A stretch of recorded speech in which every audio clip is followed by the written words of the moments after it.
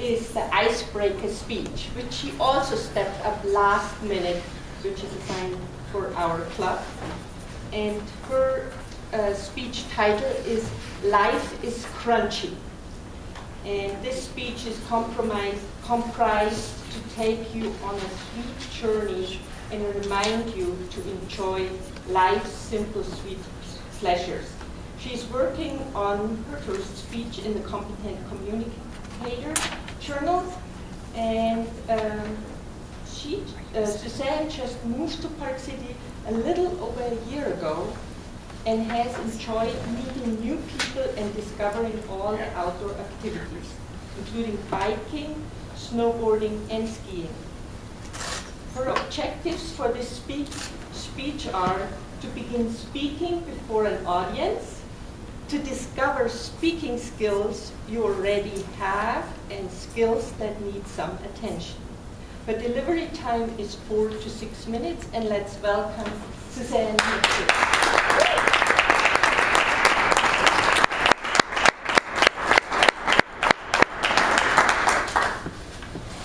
So before we start,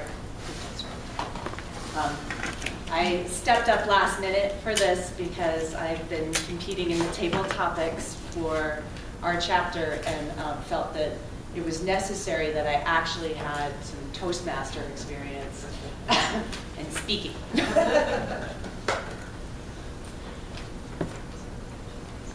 Do you ever salivate when the waiter comes to the table and tells you tonight's specials? Tonight, we are serving a lightly peppered, pan-seared, flat-iron steak, lightly glazed with a Cabernet reduction, with shallots and porcini mushrooms, topped with tobacco onions, and served over a light mushroom truffle boiled risotto. It is the adjectives that evoke the emotion. It is what gives us our simple needs become our life's passions.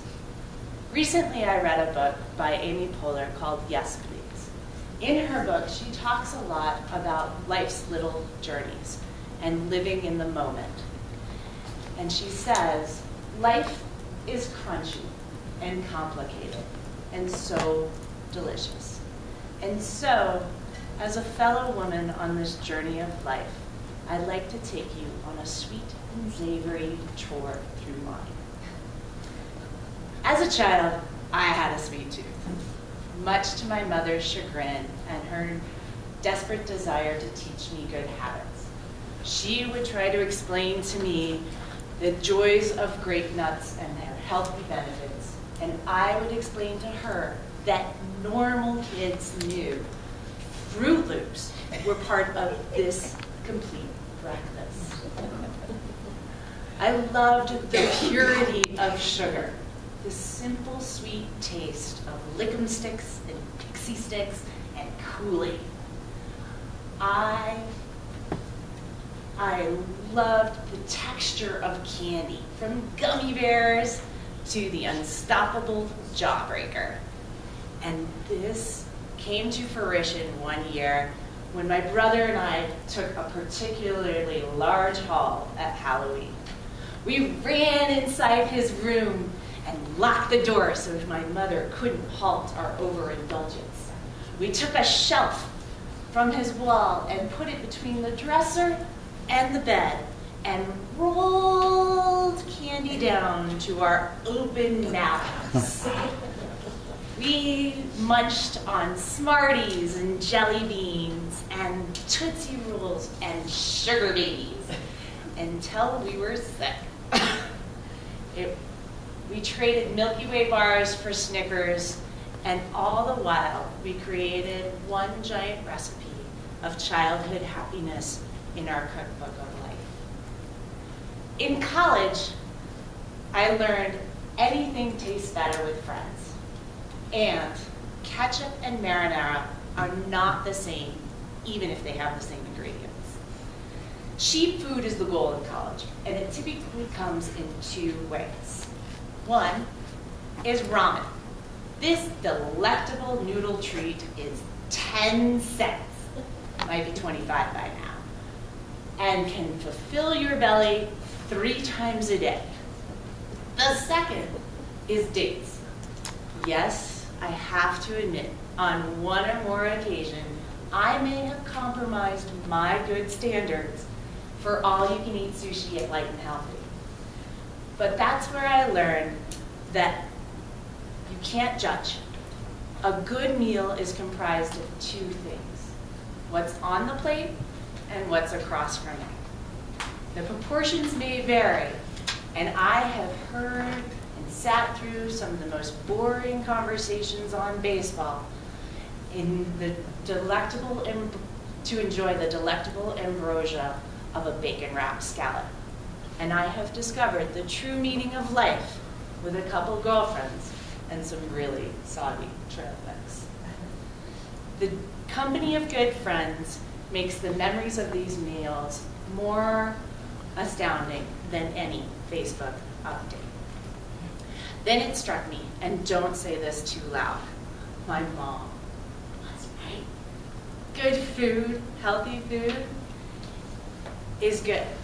I grew up, my income got better, I ate healthier, and I discovered the beauty of flavors.